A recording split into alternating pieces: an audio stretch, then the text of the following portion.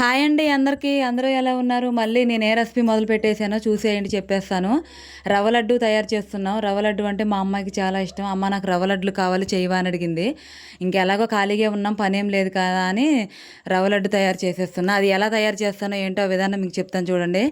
బొంబాయి రవ్వ ఎర్రగా ఏపేసాను. ఎర్రగా బ్రౌన్ కలర్‌లో వచ్చే వరకు ఏపిన తర్వాత దింపేసి అందులో పాలు కలుపుతున్నాను.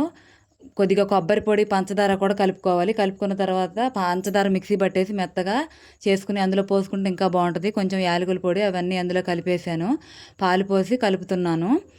మా ఇంట్లో రవ్వ లడ్డు కానీ కొబ్బరి లడ్డు కానీ అంటే బాగా తింటారు.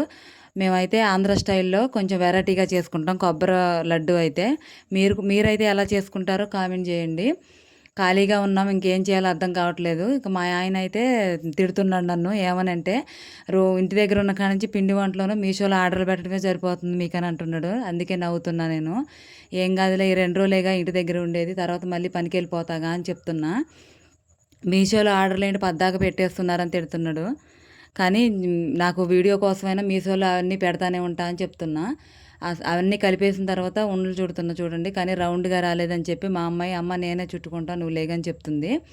అసలు చాలా బాగా వచ్చాయి అసలు చూడండి.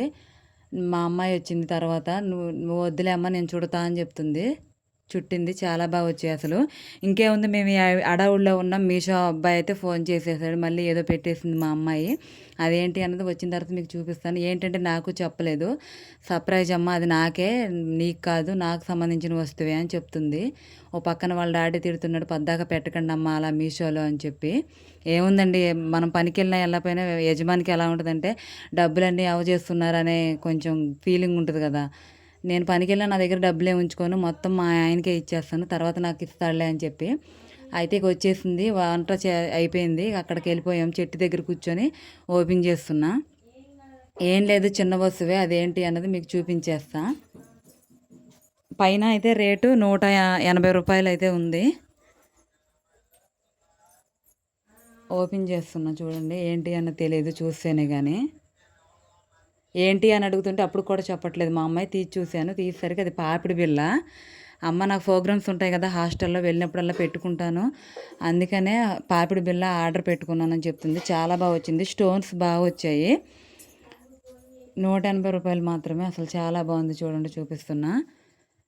ప్రోగ్రామ్స్ ఉన్నప్పుడు మా అమ్మాయి హాస్టల్లో అన్నీ కావాలి కదా, ఫ్యాన్సీ ఐటమ్ అన్నీ ఉంటాయి. కాకపోతే పాపిడి బిళ్ళలు ఏమవుతున్నాయి అంటే డ్యాన్స్ వేసేటప్పుడు ఇరిగిపోతున్నాయి అని చెప్పి ఒకటి ఆర్డర్ పెట్టుకున్నానమ్మా అని చెప్తుంది.